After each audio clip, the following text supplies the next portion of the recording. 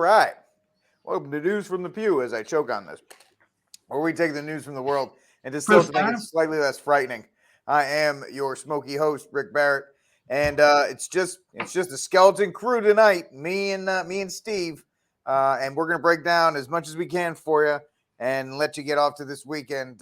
So, Mr. Steve Cunningham from Census Fidelis, and it's a big week because the return of the Trump forever is back.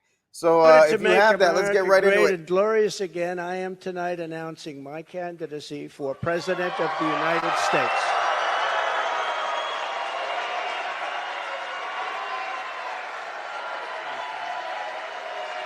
Glorious. He is back, and a surprise to nobody. Surprise to absolutely nobody. I mean, he even said Trump 2024 on the podium. So it's one of these things that is just completely ridiculous. And Steve, I would throw it to you when it was everybody saying, the elections were rigged. It was terrible. I'm never going to vote in them again. And then Tuesday, they're like, I can't wait to vote in the elections again. It's going to be so much fun. 2024 Trump.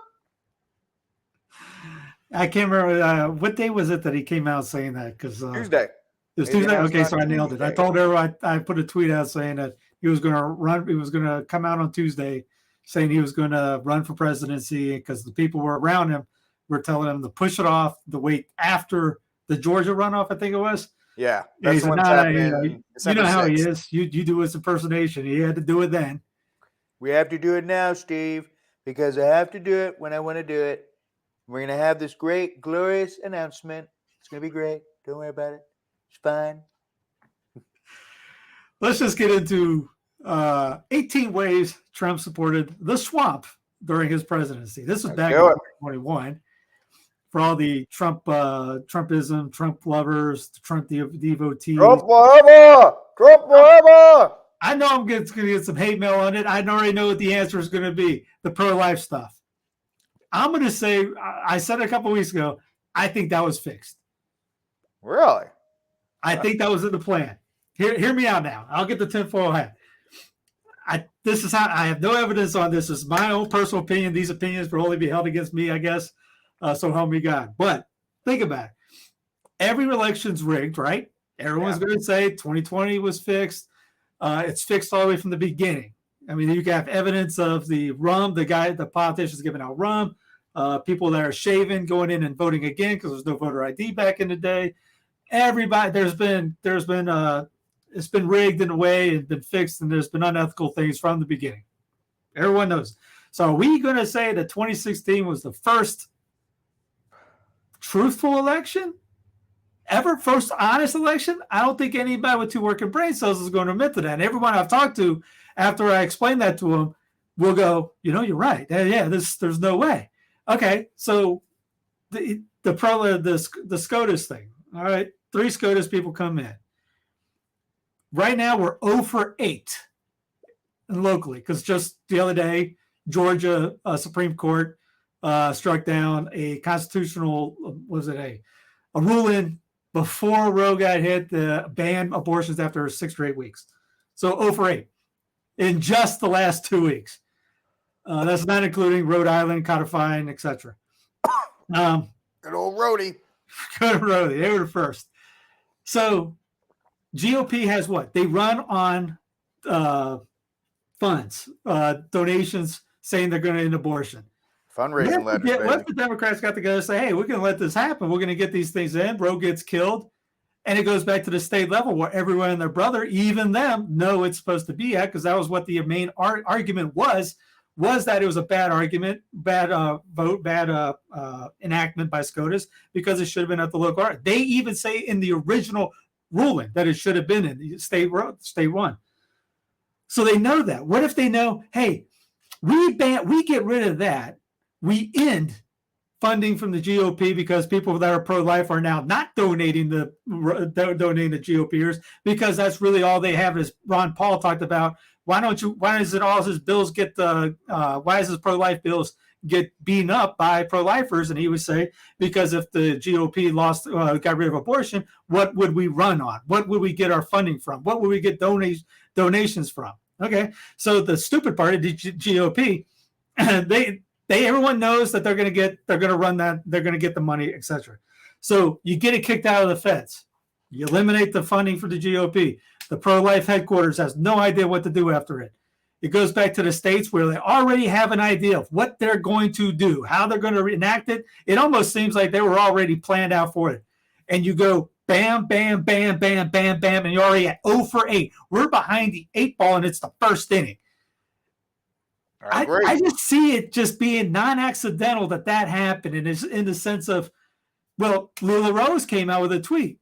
Planned Parenthood kept getting increase of funds. We showed that on the last show I was on. Every year was more money going to Planned Parenthood. Okay, so how do you square that? Saying most pro-life president, he got rid of Roe, but did he get rid of Roe? Well, he brought it back to the states. Now you get it to the states, and you can cement that bad boy in the state level.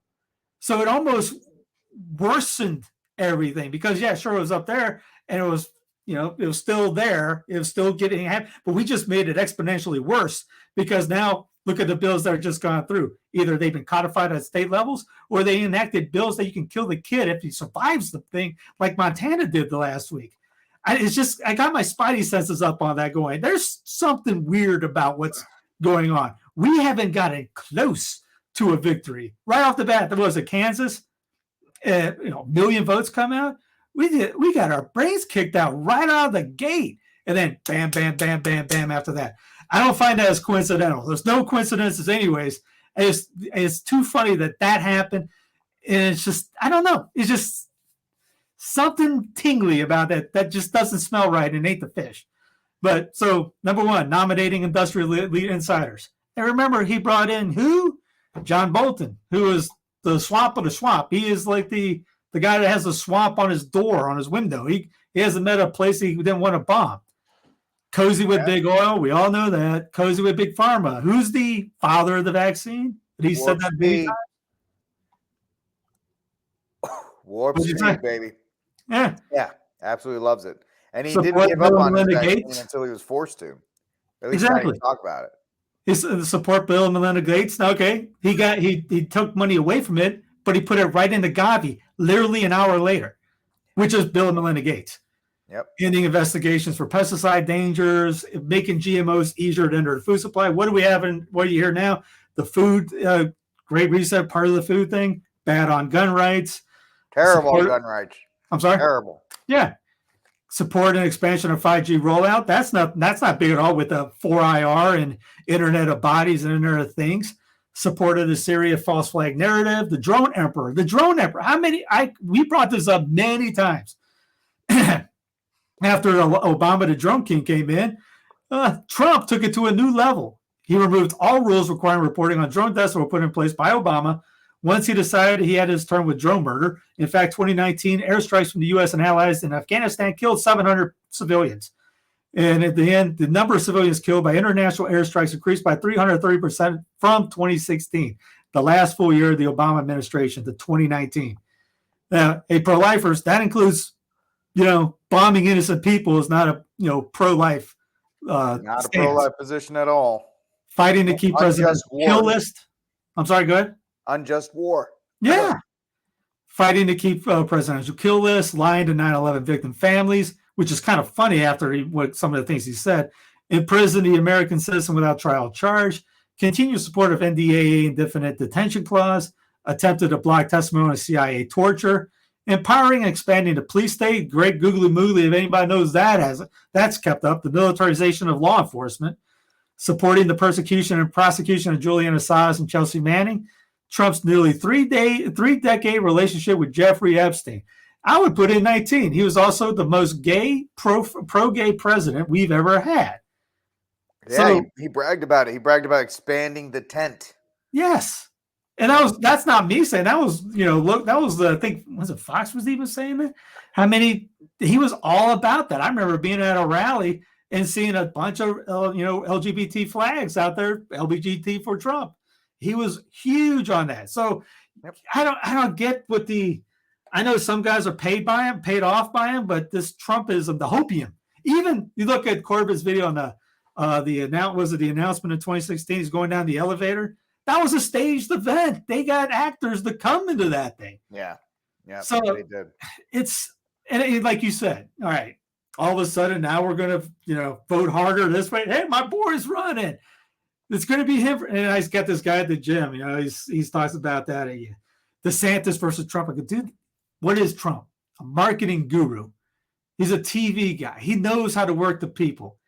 What better thing? He's getting he's going to get the ratings. And he don't care if it's like WWF when The Rock was the good guy and then The Rock became the bad guy. He got more fans for it. You're going to get more ratings. You're going to get more beloved. He can be the most hated person out there because he already trashed DeSantis right out of the gate. That's going to get massive eyeballs to TV. He might even strike a TV deal. Who knows?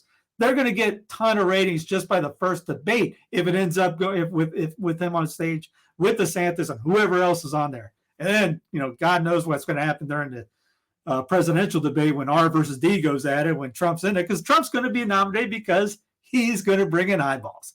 It's like Michael Jordan. You want Michael Jordan in the finals, or you want who was somebody in the East back then? Patrick Ewing. Patrick Ewing or something like that. Yeah, John Stark and Ewing. They got in after he was gone. Yep. They were in the middle part. Don't get it twisted. The same media that writes, they are the ex-girlfriend for Trump. They are the happiest group of everybody that he ran, because they've been losing money for 2 years since he left. So now they're like, yay, good times are back. You heard it. I mean, you saw the Susie came out. There were article after article after article after article. He's the fascist. He's this. He's that. Because they're going to start to do that again. Mm-hmm. People at CNN were pumped because now they have something to talk about. And it is all about ratings. It is all about TV. Then you know what? I don't actually mind if Trump goes back in, because it'll just be because right now it's boring. If we were looking at it as a TV show, it's boring. At least if he's there, it'll be a little bit more entertaining as a TV show. Because both party, the uniparty tramples on the rights that we have, or whatever supposed rights you think. And, this ginned up controversy with DeSantis. DeSantis just needs to stay in Florida. Mm-hmm. He needs to just stay in Florida. He has more sway as the lead dog of the GOP Governors Association, even if he's not the name of it. But everybody follows what he does. Greg Abbott follows what he does. Every other governor does. So he has that much sway. So he should just be like, Trump, go do it. Have all your little Mike Pompeos and all these other guys run for president. He can rip them up for 2 or 3 months. We'll all get a smile out of it. We'll all get a joke. There is one thing, though, Steve, that I think would be advantageous to a re-election of President Trump, is I think you would actually see what you want and what I want actually happen. I could see the West Coast just being like, we're out, because they were threatening that before. Mm-hmm. So I'm kind of like, please run, please win. So everybody, if that's the case, I will vote 3 times for it. I will vote, shave, and go back and vote again to make sure you haven't seen somebody cheat enough as I will. Ballots. I will personally roll the ballots in for that to happen. But honestly, I think you could see a large. Think about this scenario. I played it out on Wednesday on my show. Trump gets in, Antifa protests. He's not burdened by the worry of another term, so he sends in the National Guard. It crushes it. That starts the narrative of, he's a fascist dictator and we have to leave. Like, this stuff could spin out of control real quick. Mm-hmm. And I think you could see the balkanization that you have here really festering and coming to a head with him out. I mean, that's the positive I see out of this. Like with Arizona just past week. I mean, everyone that Stevie Wonder saw what was going on. Right. It didn't take anybody genius to say, hey, there's something screwy going on. Everybody saw it. I mean, I saw, what was it? I can't remember what show was it. Was it the Freedom Tunes that had the count? Yep. 1, 2. Oh, he's at 1,000. I got to count all over again. Yep. They had less people than Texas and Florida, and yet Texas and Florida got their done in not a couple hours. Arizona and a part of it was Las Vegas. Yeah. It took them days to get Colorado too. Colorado, Gun Bunny Bobart up in Colorado just won hers. A full almost week and a half after getting reelected. See, that might have been one that they just threw in there, just like a little fee, all right, it wasn't totally rigged. One of your guys got in. Yep. Yeah, He's exactly. useless. But Thank here's goodness. DeSantis. To have the values not of Davos imposed on us, but of places like Destin and Dunedin, where I grew up. Things like the World Economic Forum, those policies are dead on arrival in the state of Florida. We are not going to go down that road. That's why he just needs to stay there. Yeah. He just needs to stay there for that. He's the best check against any kind of, WEF intrusion or anything like that. And that's why governors are the only real thing that you should care about in your state. Everything at the federal level is trash. So the governor is the most, the highest you should really care about as far as the voting outside of that. And DeSantis is a great example. Why? My governor here in Texas declared a state of emergency and an invasion. You know why he did all that, folks? He did it after he won because he's trying to get his credentials up for the 2024 primary. That's all he's doing. He's trying to be like, I did this and I did that and I declared an invasion and he's not done anything in what's he getting? He's been in since 2016. He took Kerry. Was it Kerry Lake? He took her idea. Yeah, he exactly did. He was like, yeah, that's a great idea. Now you lost. I'm gonna take it. Yeah. She can't do it. Yeah, I will. So yeah, but where was he at 3 years ago, 2 years ago, 4 years ago? He wasn't doing anything, and he still wasn't doing anything. I mean, wait till January 1st when Title 42 finally goes away. And all you have to do is walk across the border and say asylum. Mm-hmm. It's going to even be worse in Texas and Arizona. By the way, now, with this last election, Texas is the only red state on the southern border, despite the fact. And if you look at all the counties on the actual Texas border, they're all blue. So it's a blue wall on the southern border. And we wonder why these things continue as they are. Yep. Act locally, think locally. I mean, you think you're going to, you brought up Colorado. A friend of mine texted me about that. And I remember when I lived out there, people were talking about, we got to fix DC. We got to fix DC. The people of Colorado have elected a gay guy and a tranny into the state house. Y'all can't fix your backyard.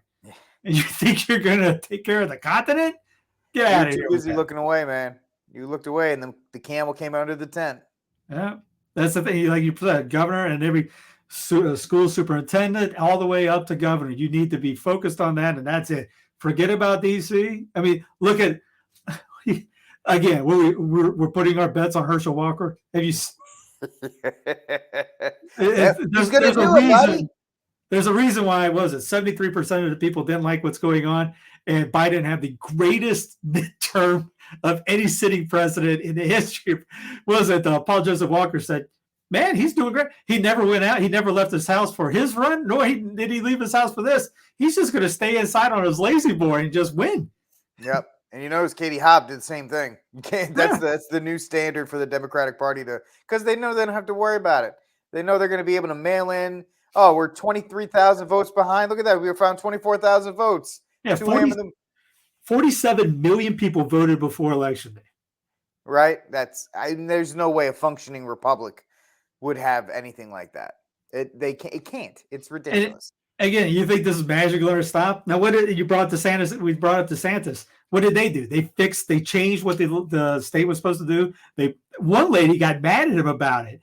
I can't remember if it was a CNN or MSNBC said, "Look what he did. He did this." Oh, that was it was Anna something on the. Yeah, and at the end of it was funny. He even helped out with the hurricanes. Like, well, was he not supposed to do that? You mean he did his job? Yeah, she applauded him, but tried to make it sound bad. You're not working here on that one. But then we got people on our side, which brings up the nationalist mindset on everyone. We want everyone the same. So, hey, Florida did it right. Pennsylvania may not have. What does that mean?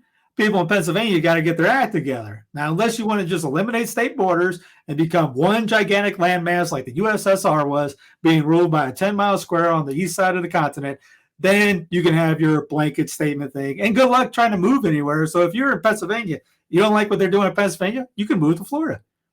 Or vice versa. You're in Florida, you're a liberal goon, and you just I want to kill babies and this. You can move to Chicago.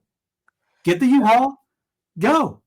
You got plenty going that way. You don't move somewhere and force it on us. You want a blanket statement or do you want federalism? No, they don't want federalism. Everybody doesn't understand what federalism is. They just want one king. They want USA, which is now, by the way, Qatar having a gay flag on their thing. Hey, way to rock. You go ahead and get the USA. What did you say? You said to me, US gay, US gay, US gay? US gay, baby. That's it. Hey, what's got to happen? What's got to happen for this to happen? I mean, I know there's an economic crash coming. There's a housing crash coming. There's a student loan bubble coming. Oh, and they're trying to start World War III. Well, I mean, you have all the layoffs at Twitter and Facebook and Amazon. The tech sector is absolutely collapsing right now. You even have Jeff Bezos earlier this week being like, maybe don't spend your money on Black Friday. You should hold your money in case there's an economic downturn coming. When a billionaire is telling you don't spend your money, don't spend your money. Unless your money's in FTX, then your money's gone.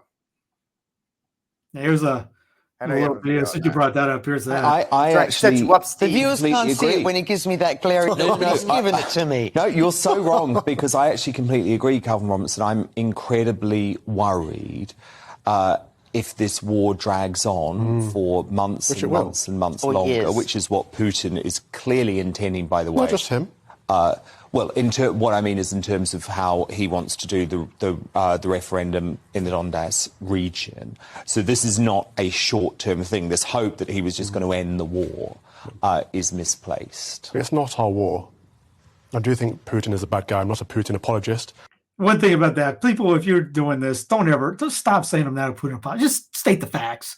You have to really say that anymore. It's kind of like, I have to say this while I'm doing it. I'm not a Putin. Yeah, don't couch your statement. Just say it. He's given it to He wants to do the referendum in the Donbass region. So this is not a short-term thing. This hope that he was just going to end the war. He offered some kind of settlement. Yeah. Is misplaced. It's not our war. I do think Putin is a bad guy. I'm not a Putin apologist, but I think Ukraine is a corrupt regime, Nazi-sympathizing regime that is a massive money laundering operation, taking billions from the West and shoveling it back in suitcases full of millions to corrupt Western politicians. I think we could have ended the war, or the war could have ended in April. It didn't, because vested interests want it to continue, and we do not have the money to keep shoveling over there. Rebecca Reed, do you think we need to keep funding this war?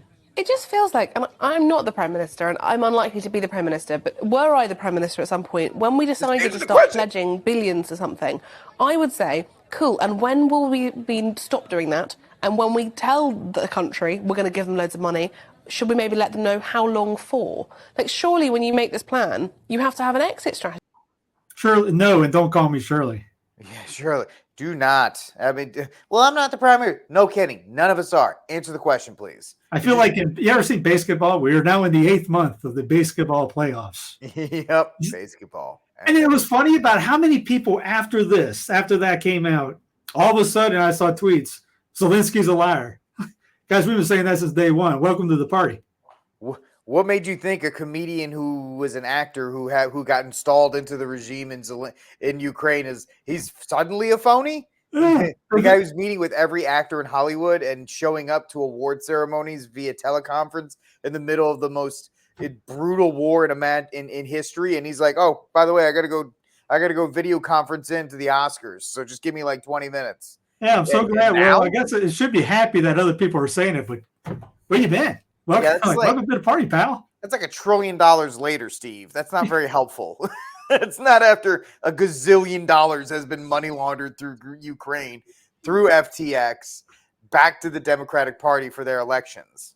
And no one's going to jail about this. Don't worry, ladies and gentlemen. Nothing is going to happen. Nope. They're still going to take your money. Now they just got to figure out a different way to do it. This one was convenient for a year. Or, they were able to. You had House Democratic members demanding that money be sent to the Ukraine to fight for the Ukraine. In the meantime, that money was getting sprinkled all over the campaigns all across these United States. Well, even after this past week with what happened with the missile accidentally getting something happened. Was it Brandon ended up saying, no, it wasn't there, but we're still going to give them $38 million and $38 billion or something. We're still giving them money. Well, that was an apology for having Alex Baldwin go to the front lines. That was he's just shooting random stuff at this point. Here's a little, just a preview of some of the media around the world. Russian missile strikes Poland, the Daily Telegraph, Britain, Daily Mirror, Russian bombs hit Poland, Russian barrage strikes Ukraine amid claims missiles hit Poland. Russian missiles hit Poland. Instead of, it's like that John, what was it, that Riker clip? It never happened. False. Nope. We made the whole thing up. We made it up. Didn't happen.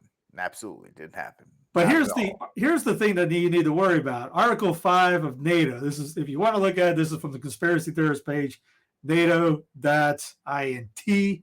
Article 5, the parties agree that an armed attack against one or more of them in Europe or North America shall be considered an attack against them all. And consequently, they agree that if such an armed attack occurs, each of them in exercise of the right or of individual or collective self-defense recognized by Article 51 of the Charter of the United Nations will assist the party and parties so attacked by taking forthwith individually and in concert with the other parties such action as it deems necessary, including the use of armed force to restore and maintain the security of the North Atlantic area. Any such armed attack and measures taken as a result thereof shall immediately be reported to the Security Council. Such measures shall be terminated when the Security Council has taken the measures necessary to restore and maintain international peace and security. Yep. I mean, the fact that Zelensky came out immediately after, like, it's time to go to war. This is an attack. And then even Biden's like, not really. Even he's like, I think the Ukraine thing's done. I think we're done with it. Zelensky's going to hold on to it as long as he can, but pretty much the West is done. I don't think there's no more momentum with it. They've wrangled every single penny they can, and yeah, that definitely does sound ominous when you read that NATO treaty. But if Brandon doesn't know what's going on, and the U.S. is the biggest funder of NATO, and they're like, yeah, I don't think this is really what we want to do. Like we're a bored kid in the sandbox. I think I'm done. I think we'll move on to the next thing.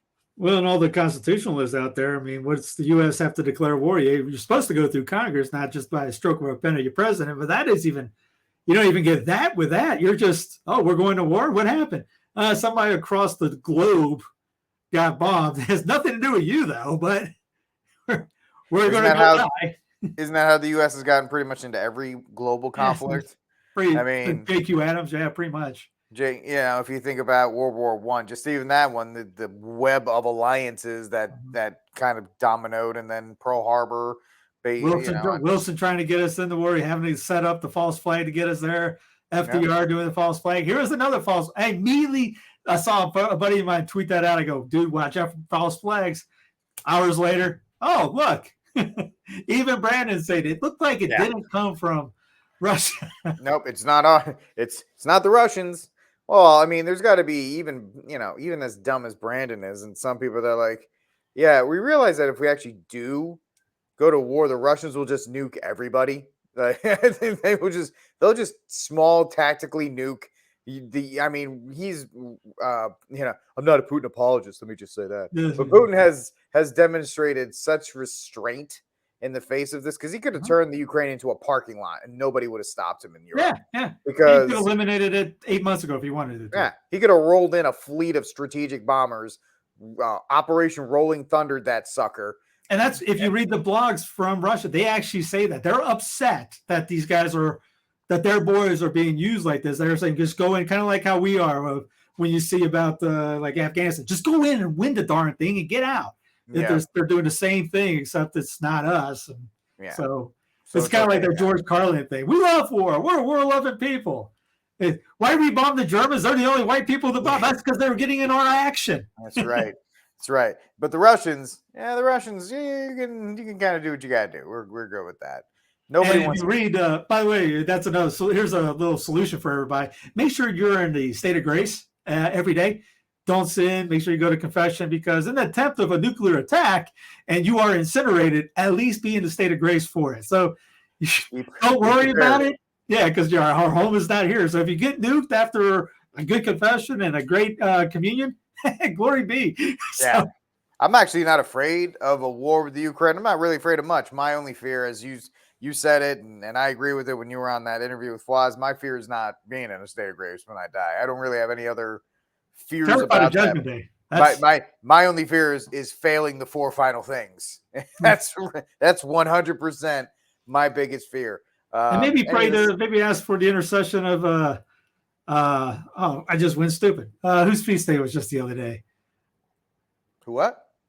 Josaphat, St. Josaphat. There was a great post that Matt Gaspers put up on St. Josaphat Day, talking about what Dom Garanger mentioned about him. And the quote was, I don't have the meme up here for me, but it's talking about the conversion of Russia that would end Islam, convert the East.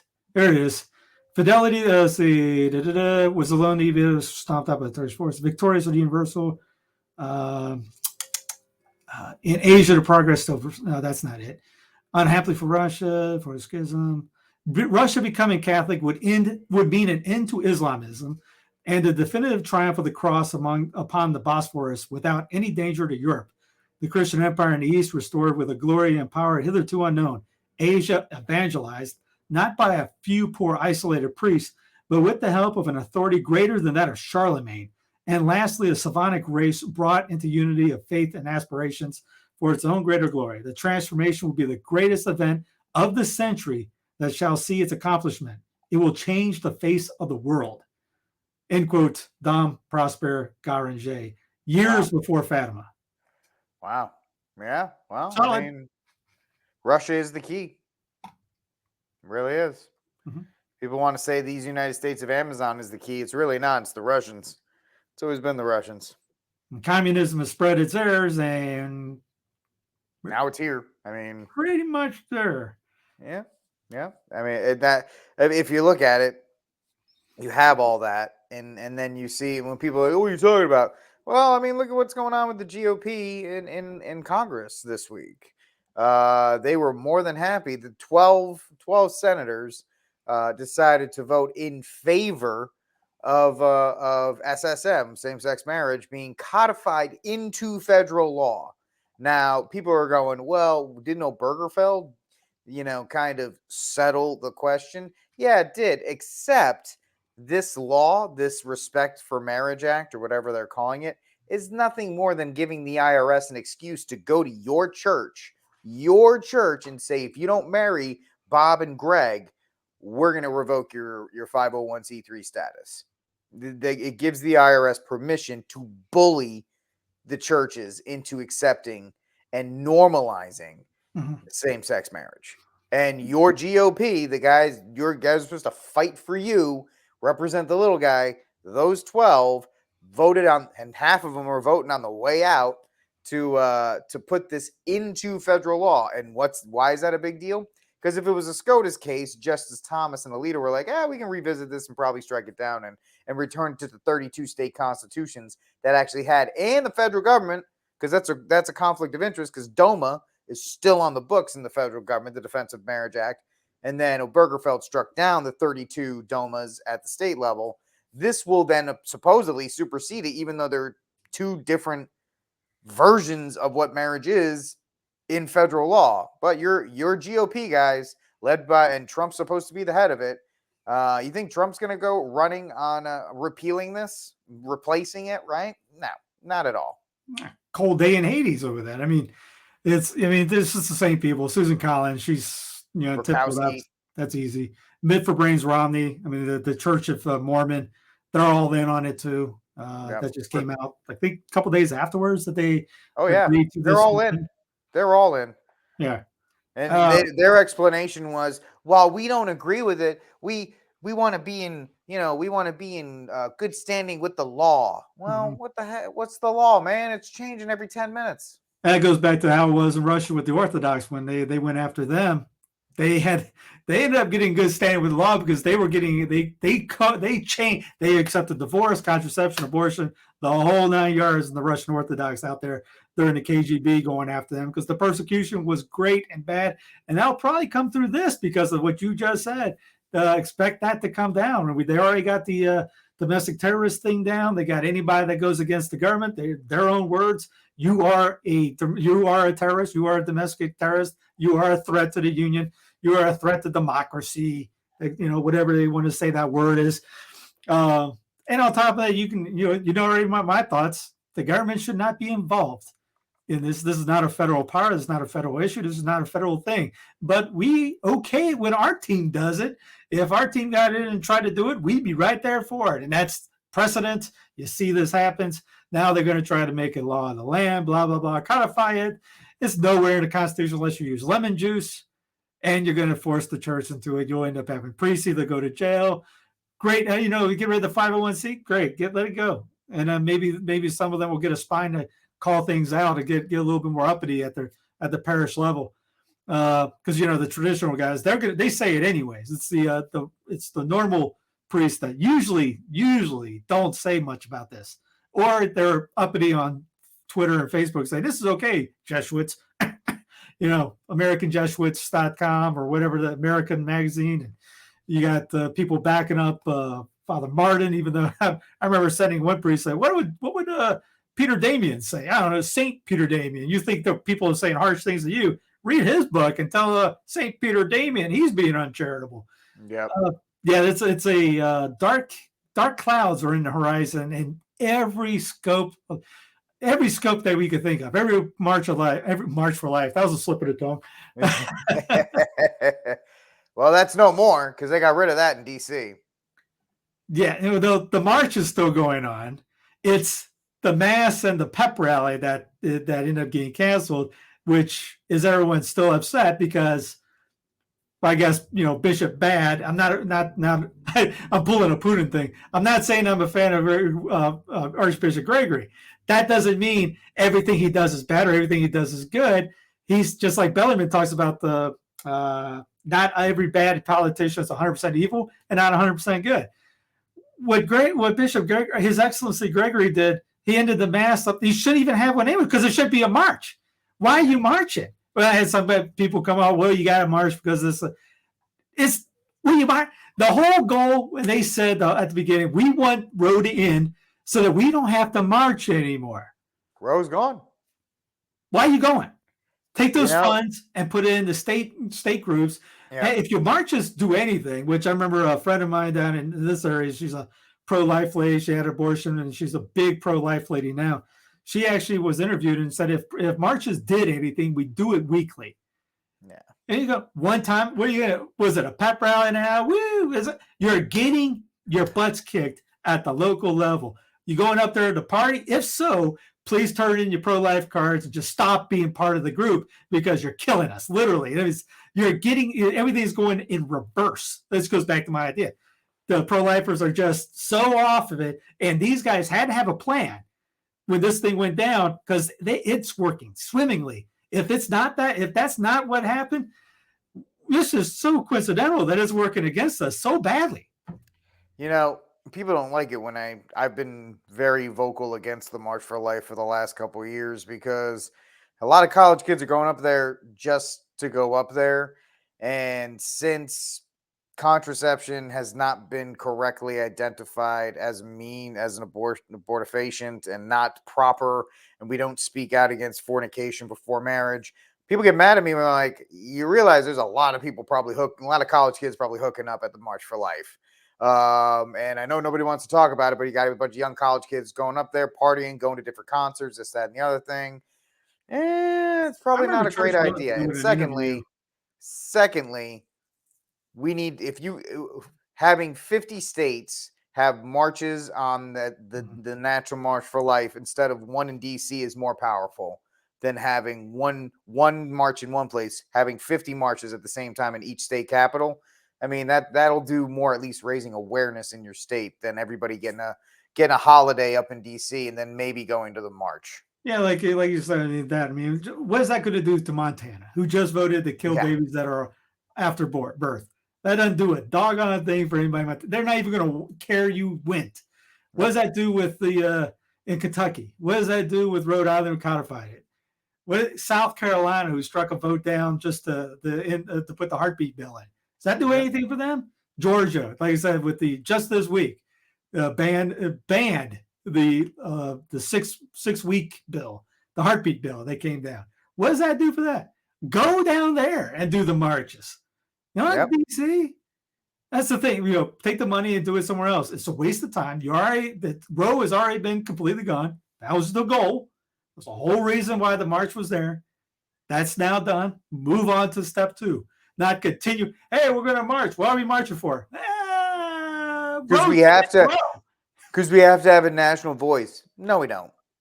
We don't. It goes back to nationalism. Yeah, doesn't work. And everyone's upset because the mass doesn't have, or the pep rally. I think they're not caring about the pep rally. They care about the mass because that's a way to yell at the bishop, which if everything was going fine, I think most of these guys would find something to yell about and say this bishop bad because he's not me. I mean, one guy is talking about building his own city and asking people to come. I asked, well, who's in charge? You? Who's in charge here? Where's this going to be? New York? Oh yeah, that's where I want to move. That's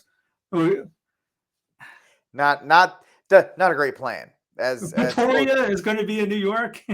Yeah, Utopia. Pretoria from Family Guy.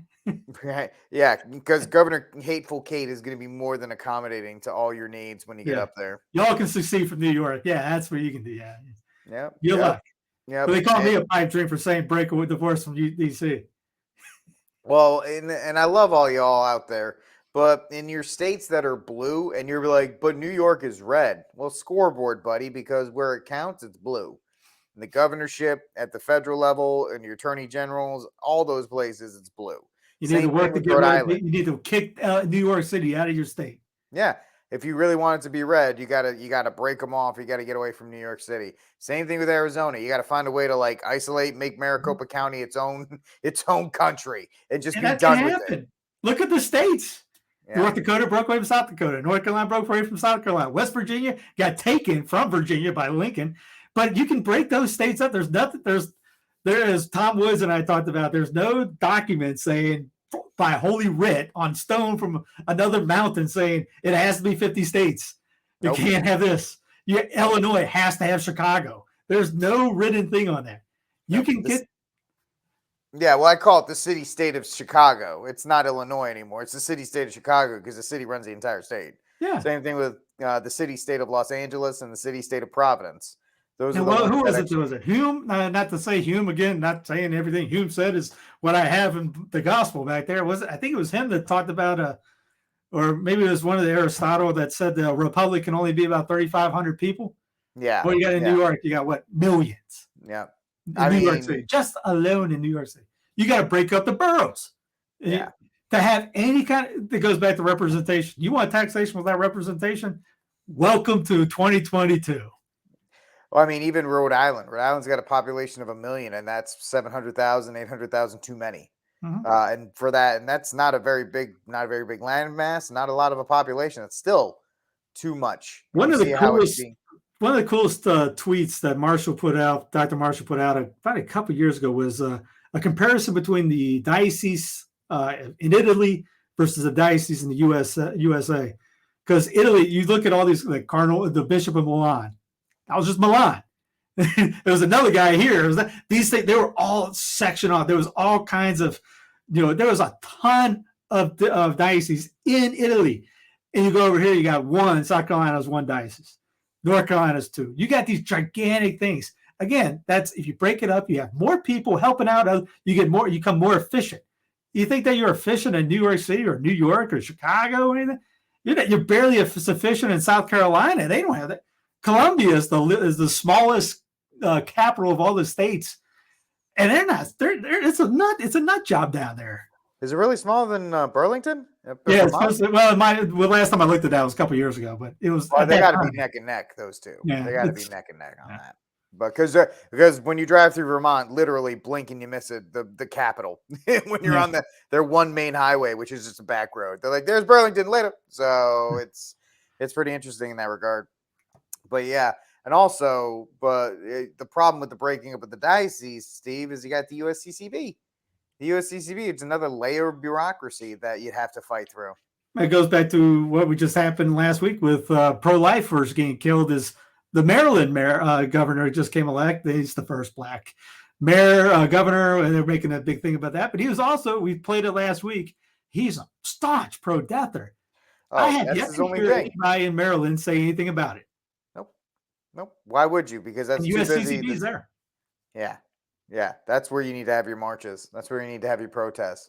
not in DC, because Joe Biden don't matter. It didn't matter to Biden. It didn't matter to Bush. It didn't matter to Obama. It didn't matter to Reagan. It didn't matter to whoever. So it's save your money. Yeah, save your money. Go up there and get selfies another day. That's right. That's right. Go in the off season, so it's not as expensive. Yeah. So what's up? Anyways, what? It's cold. Why do you want to go there anyway? You're going. You got to pay for it. You got to freeze your butt off to get there while you're there for nothing. Nope. But you get a heck of a selfie. You get a heck of a selfie when you go there. Is EWTN even planning on streaming it? What? You guys probably like, why are we doing this? Yeah. I mean, it's on some YouTube channels, but that's about it. So yeah, it sucks that the masses are going to. But it shouldn't even be. Who cares? You shouldn't even be going there, anyways. No. Have your mask home. Have your mask at home. That's why. Just in case anybody didn't hear that right. You should be having a mask at your home. Yes. That's it. Home area. What's the next video we got? I was thinking we got Pelosi, CBDC. Let's go with Pelosi since we're still talking about politics right now. So what happened with Pelosi? What happened? Oh, well, here's my thing about Pelosi. Pelosi's been one of the most proficient insider traders, whether it's Tesla, whether it's energy. Just think about this, Steve. She's getting out now. What does that tell you? If she wanted the leadership position, she could have had it. Mm-hmm. And she's like, I think now's about right time for me to step out, and I think and not be responsible for any of this as I exit stage right as this whole thing's about to fall apart. That's my feeling on Pelosi. Well, I was telling my wife about this because maybe it's because of the whole Paul Pelosi thing. Just someone come up to her and say, "Hey, this is about to hit the fan." But you got this video that came out. I said last week that I would put my 30 years of law enforcement experience, including 8 years as sheriff, to review the Senate report in detail. And I found some things that were alarming. Specifically as it relates to the intelligence the Capitol Police had in their possession the days and weeks leading up to January 6th. Intelligence that said there was a strong likelihood of violence, that violent extremist groups were sharing detailed maps of the Capitol tunnels and encouraging supporters to bring weapons to the Capitol. Capitol Police leadership had this intelligence in their possession and somehow were caught completely off guard. The Senate report highlights the intelligence failures, but doesn't speak specifically to who in the Capitol Police knew what and when. And we must answer those questions. In addition to the intelligence failures, the Senate report highlights the clear delay of the National Guard in assisting the Capitol Police. I was alarmed to find that the Capitol Police Chief, the Chief of Police, doesn't have the authority to request National Guard support without approval of the Capitol Police Board. And the Capitol Police Board is made up of the House Sergeant at Arms and Senate Sergeant at Arms. Before the National Guard can be called, they both must agree. The House Sergeant at Arms answers to Nancy Pelosi, and it's been suggested the day of January 6th, he was waiting for Speaker Pelosi's approval before calling in the National Guard. It's interesting because the Sergeant at Arms, Paul Irving, has been uncooperative with the committees. He won't share phone records. He won't turn over emails. What is he hiding? Everything. That might have got her going. Yeah, that she's got to go. Yeah, I mean, like you said, like with everything else, nothing will happen to her. No. Nothing will happen to her or anybody else. Nobody gets arrested anymore. Yeah, nope. There's no locking anybody up. This thing's completely out of control in that regard. So, but her time has passed. They're going to let somebody else come in and play the role and play that show and make all the money that they want off of it. She's made her money. She's like 80,000 years old. She doesn't need to be around for when this round of the merry-go-round stops. So why be a part of it? Then again, if you divorce from DC, you never have to listen or look at her or Brandon or name your Congress critter in DC ever again unless they live in your state. Or AOC or any of the others. AOC. Yep. I agree. But more important to that is this. Here comes programmable dollars. Well, everyone's looking at this other stuff, the false flag of Ukraine and Pelosi and Trumpism. By the way, here comes programmable dollars. New York Fed and 12 banking giants launched digital dollar test. Now, if you don't remember, back in September 30th of this year of our Lord 2022, we talked about how the Fed, the Fed, and 6 banks, including Wells Fargo, et cetera, and others, are doing a test run for CBDC as well. And just to let you know, this was going on this week. Where's my boy at up here? Is it this guy? Oh, just a quick question. When you look out at what's happening so far in this sphere, do you see any ways in which, the transaction data, so helpful, are being used now or could be used or should be put into a plan? Just any specific example? Well, I can give you one example in China because I personally experienced it, right? Those transaction data can be utilized. Listen carefully to this. You'll hear a keyword like coffee. Just think, listen to it. By service providers in credit underwriting, in the sense that, those transaction data in terms of how many coffee I drink every day, where I buy coffee, do I use Uber every day, and what kind of working hours I have. Those non-traditional data can be very useful for financial service providers to give me a credit score. And based on that credit score, the financial service provider give me a credit line without any face-to-face due diligence. He's talking about this in a good way, by the way. Yeah. That's a big saving because traditionally, banks, they need to do due diligence. They need to meet with us face-to-face. They need to even visit my home if they want to give me a home equity loan, right? So there's a lot of cost associated with traditional credit underwriting. But the non-traditional credit underwriting is based on data. And there is no need for face-to-face meeting. And it's much faster and much cheaper. And that's a way to create value. And we see a lot of that already in China because we have very good mobile payment system in China.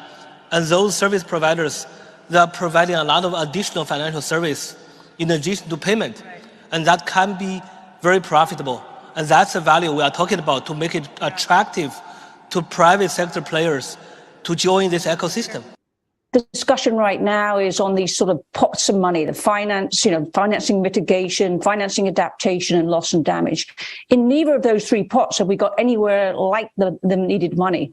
So we need to move beyond that, not instead of, but in addition to actually focusing on transforming the entire financial system. And actually, there is an objective in the Paris Agreement 2.1c that talks about transforming the whole system. So we need a lot more attention on that. And then the third point I just want to make is that there's 2 systems that we have to fix to solve the climate change problem.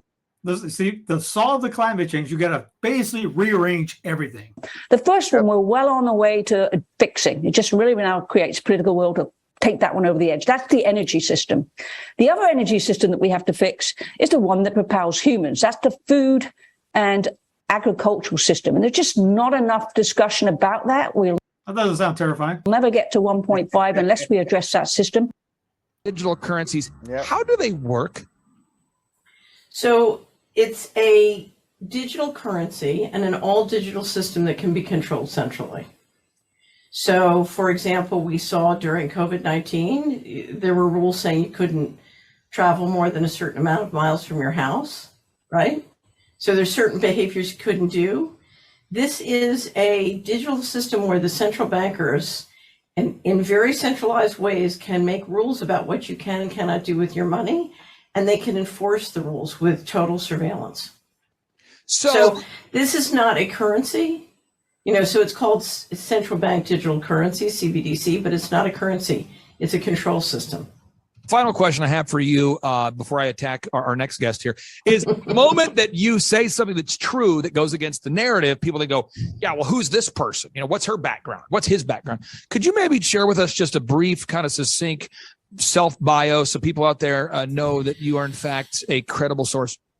So I have an MBA from the Wharton School. at the University of Pennsylvania. I was on Wall Street for 11 years. I was a managing director and partner of the board of directors of Dillon Read and Company. I then became Assistant Secretary of Housing in the first Bush administration. I tried to stop the housing bubble and as a result got into 11-year litigation with the Department of Justice, upon which I learned a great deal about enforcement in the courts in America. And then I started the Solari Report, disgusted with corporate media, and I published something, we published many things. You can find it at Solari.com and Solari Investment Advisory Services, which is an investment screen. Analysis on CBDC, in particular for the use of general use, we tend to establish the equivalence with cash. And there is a huge difference there. For example, in cash, we don't know, for example, who's using a $100 bill today. We don't know who is using a 1,000 peso bill today. A key difference with the CBDC is that central bank will have absolute control on the rules and regulations that will determine the use of that expression. Will have absolute control on the rules and regulations that Record scratch. Just in case you guys haven't heard that, absolute control. That's the goal, isn't it? Isn't that their pipe dream? You won't be getting what you want to eat. You won't be driving where you want to drive. You won't be going where you want to go. You won't be living where you want to live. You won't be using the electricity. Goes back to EVs. The EVs too. They're pushing it out. Guess what they're talking? You can't. There's too much battery support, whatever it is, for the grid. So guess what's going to happen? Rationing. So if you don't have your social credit score up to par, guess who's not getting heated in the winter? Yep. Guess who's not getting your AC in the summer? Guess who's not going to get a loan to go get groceries or be able to take out money to get groceries or a loan to get something else? Or maybe you want to go to mass and you're not allowed to drive your car anymore because they got rid of gas. And the only thing we can use is maybe like an Uber because they got self-driving cars. In South Carolina, they're working on a self-driving system. Charlotte is working on a self-driving bus system. How are you going to get, sorry, Mrs. Kolofikis, your social credit score is 1.7. You put a tweet out on Trump back in 2022. Yep. I'm sorry, you're going to have to stay home today.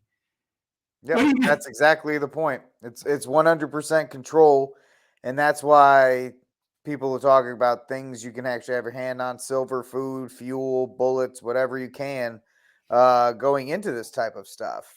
People laugh where you are. Well, I live in the South. Why would I need a wood pellet stove? Because the nights you're going to need it are the nights you're going to actually need it. So it was 32 degrees last night here. It was ice on the windows. Earlier this week, it was in the 30s. So for me, I got a fireplace downstairs. I'm good to go. I've run it. I'm good. I'm fine with all my. This is not my house, but the whole point of this digital currency. You heard of the guy from China. All of it. It's face to face. It's faceless. So you literally become a number on a spreadsheet.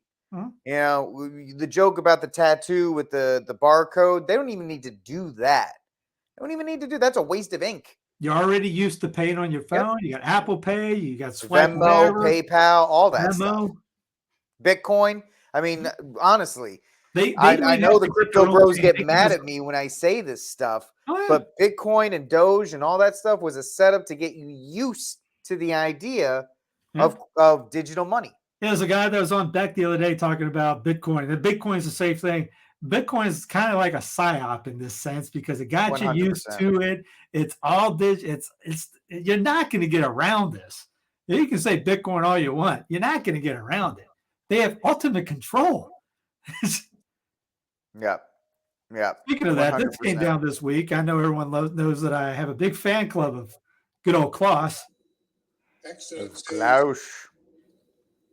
Distinguished participants. And I did download this because I wanted everyone to see what they were talking. First, the date, just 4 days ago. And if you want to go Shake for Truth, he's got multiple videos of this. Oh, yeah. Hiding in plain sight. Yeah. Hiding in plain sight. Of course, If you look at all the challenges, we can speak about the multi-crisis, an economic, a political, a social, an ecological, an institutional crisis. Forget about him. I can't take him anymore. I already listened to him multiple times on this. I can't do it. Sorry if you guys want to do it, go do it. But it's the same spiel every time. Yeah, but with that one guy from the that talked about CBDC, he was at that event. Well, this they is all are in real time. It's all incestuous, and it's Visa and it's MasterCard, it's Wells Fargo, all of those guys, all your big banks are involved in it. 100%. They love the payment window. You want to talk about tinfoil hats, Steve? I had such a tinfoil hat that I was like, oh, FTX lost 30 billion or whatever. Watching a week or two when Wells Fargo, MasterCard, one of these people like, we discovered a back door that we can transfer half of the money that you lost, but you're going to have to convert it into digital currency and blah, blah, blah, blah, blah. And I mean, I wouldn't, maybe it's not next week. Maybe it's 6 months from now. And people are so desperate to get some of that money back that they'll be like, fine, put it into digital currency, whatever the case may be. I just want to try and get some of that back. Yeah, it's going to come through. It might, 1 to 2 years from now, it's going to be digital currency, and you will have, you'll be at the mercy of these guys, and you're either going to not eat or not comply. And this goes back to the mask. If you couldn't comply to that, how are you going to not comply to this? Yeah. This is going to be the hard one. Yeah. This is the end game, because as he says, Austin Carson says, this is the ultimate control. You'll have an expiration date on your currency. You'll have to use it by this time or it's gone. You can only use it for this or that, or you can't use it at all. You're not going to be allowed to use it. I don't know. People are all upset about the, losing it over Zelensky and all that. I want people to start losing it over this. Yeah. Well, unfortunately, they'll lose it when it's too late. When their refrigerator's like, sorry, your credit score is too low. We can't open the fridge in my own house because the Alexa in the house heard me talk bad about the central government in one way, shape, or form. And I know it seems like it's all doom. You don't even need an Alexa. Your smartphone. That's right. 1, 2, 3. I got like 5 of them listening to me right now, just to be sure. Or if you have a smart thermostat, you're already hosed because that thing can be controlled. You remember that in Colorado? They were like, "Why is my thermometer set at 80 in the middle of the summer?" They're like, shut up and just deal with it." Mm-hmm. Yep. You've been seeing things a little here and there. You've been seeing signs. It goes back to do you see signs or not? Not only signs have been happening, they've been literally doing this in front of our faces, and we still haven't figured it out yet. Well, come on, Steve. Football season. Come on, man. It's football season. We got all these things to worry about. You got fantasy football. You got college football. You got Trump. You got all these nice little distractions that are taking place right now to make sure that nobody's paying attention to this other stuff that's taking place. I know. It's 100% distractions everywhere. Again, that's what we mentioned. Here's the distraction. You're looking over at this hand. It's not on camera. The bombing, Pelosi, this, and you're seeing this. This is coming down right in front of our faces, and no one's even thinking about it.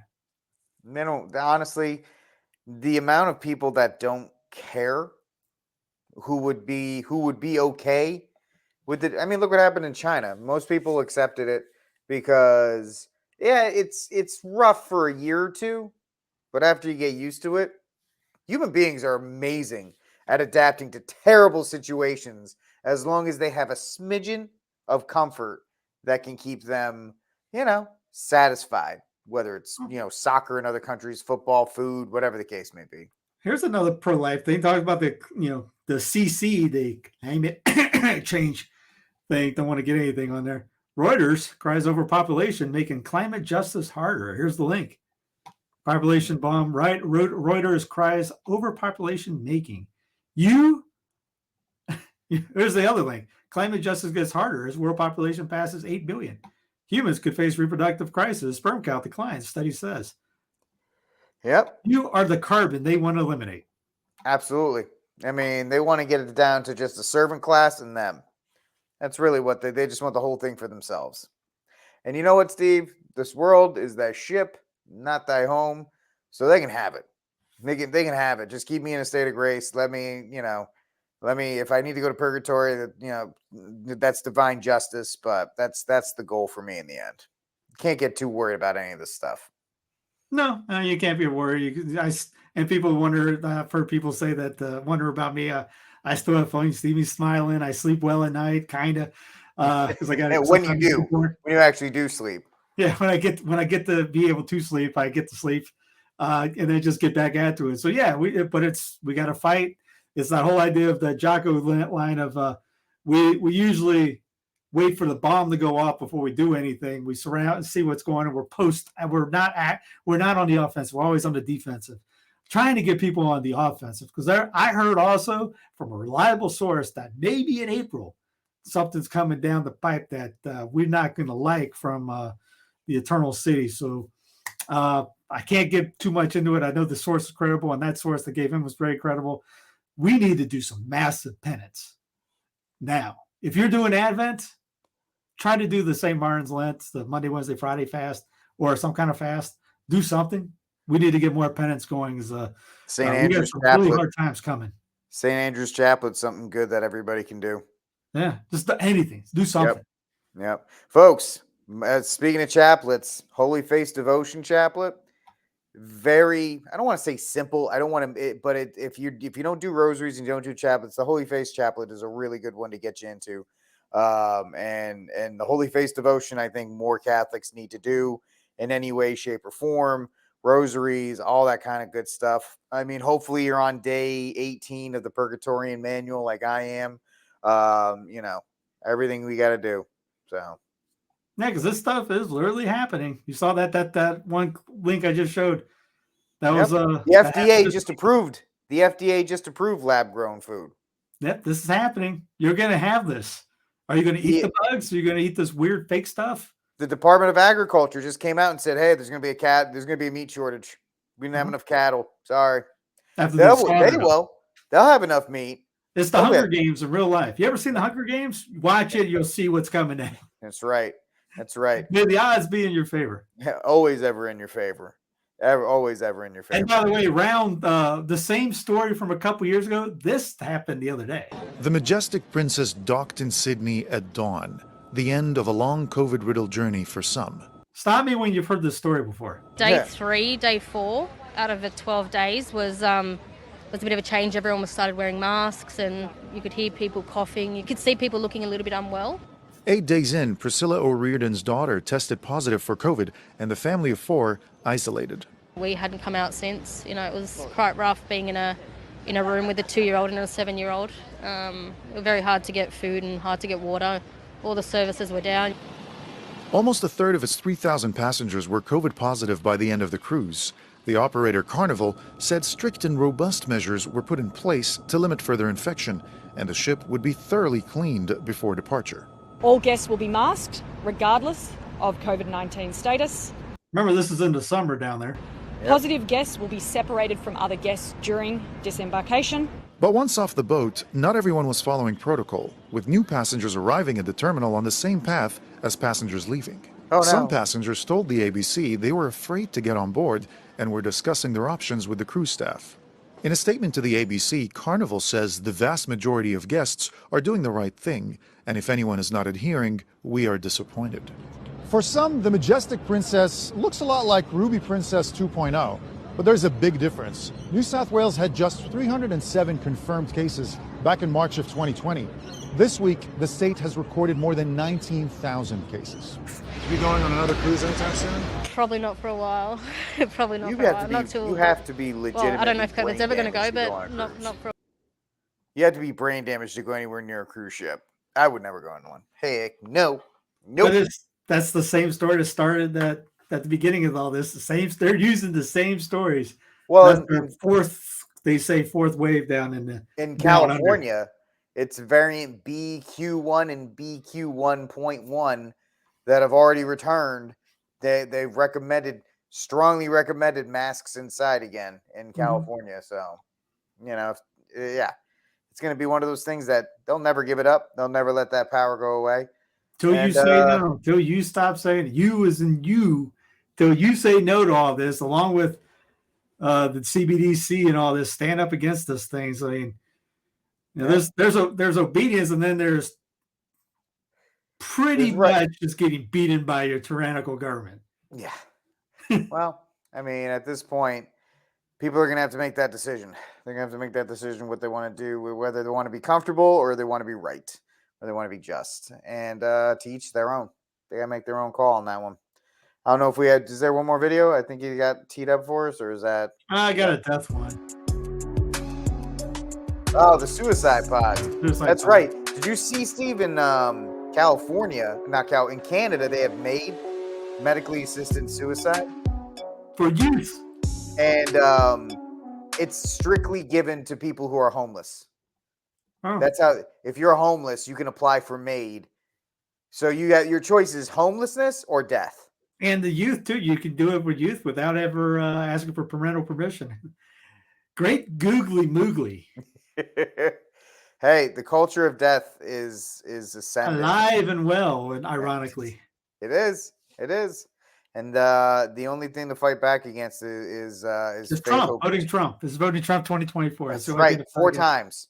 4 times. Vote for him as many times as you can. Trump forever. I'm getting Mar-a-Lago forever. Mar-a-Lago forever. We'll get some hate on that, but seriously, all right, you don't like what I said? Prove me wrong. Tell me I'm wrong without using emotion. Use reason over emotion on this. You're not going to be able to beat that argument. Nope. And unfortunately, it's going to take a while for some people to get it. That's just how it is. Hopefully, you guys listening to and watching News from the Pew, and hopefully you're taking the advice from it, and not getting depressed. Faith, hope, charity. Those are the theological virtues we must cling to. And all Steve and I are doing is just ringing the warning bell. Keep your eyes open to these things. Learn some skills. Make sure you have your ducks in a row. And Steve said it earlier in the show. State of grace, state of grace, state of grace, state of grace. Most important thing you can do. But we'll talk to you. I don't know. We might have a show next Wednesday before Thanksgiving. We may not. I don't know. Keep your eyes peeled. You celebrate that? Steve, it's an opportunity for me to eat food. Of course I celebrate it. How dare you ask me that? So I'm guessing maybe Steve's going to force us all to work next Thursday. I don't know. We'll see how it goes. I'll be working. I'll be doing something. Yes, we try to celebrate the Catholic Thanksgiving on St. Martin's Lent, or St. Martin's Day. I am flexible. I do both. He's a both and kind of guy. It's second Thanksgiving. We've already had first Thanksgiving. What about second Thanksgiving? So obviously, third or fourth. Subscribe. You got the New Mexico Thanksgiving in April. I think it's March or April. Boxer Day, whatever it is, man. I'll celebrate everything. I love it. Life is a celebration for me. But subscribe. People hate it when I say that about it. They get all ticked off. Oh, and you don't celebrate Thanksgiving? Oh, I put a tweet out last year about wishing that Sundays would look like your Thanksgiving Day. You drive and there's nobody in the parking lots, no one's on the car, everyone's in with the family. You're thinking, what if we did that on Sundays? Imagine the world, how that would be if Christ was king, really in the world, and on a Sunday or a holy day of obligation, you didn't see the parking lot filled. You saw it empty, and people were at church and then afterwards at their homes afterwards celebrating, like Thanksgiving. And maybe we should fast during this Advent. And someone busted my chops on it because I was talking about St. Martin's. Like, dude, talk about not knowing what you're talking about. St. Martin's Lent is Monday, Wednesday, Friday. What day is Thanksgiving in the U.S. on? Yeah, it's on Thursday. Are you sure you can do abstinence? But I didn't say anything about fasting on Thanksgiving. So, well, make sure you have fun. Dude, I didn't say anything about that. But, again, emotion over reason. No one, you just get triggered. No. Hey, whatever you got to do, man. I am more than happy to celebrate St. Martin's Day. And if they're going to toss me at Thanksgiving, I'm gonna do it. But restoring tradition. That's what we're trying to do here. Hey, all these things are good. All these things are fantastic, and they should be followed, right? I would be more than happy to live in a society where St. Martin's Day was the Thanksgiving. I would be thrilled with that, and as a recognized day where Catholics took the day off, spent it with their families, celebrated it, did all that stuff. I would be more. I'm 100%. You know how we do that? We do it. That's right. That's right. So the Barretts will next year. We will do it. We will celebrate it. Absolutely. Because I think next year it's on a Saturday. So I think so. Yeah. Because I was getting excited for the goose, and then we look, it's a Friday. I'm going, son of a gun. Yeah. See, now you can have second Thanksgiving and you can have the goose now, bud, because it's on a Thursday. So look at That's that. where the Pilgrims got it. They knew about St. Martin Mass, and they tried to find a goose and ended up getting a turkey out of the deal. Is that when Pocahontas led them there? Yes. Are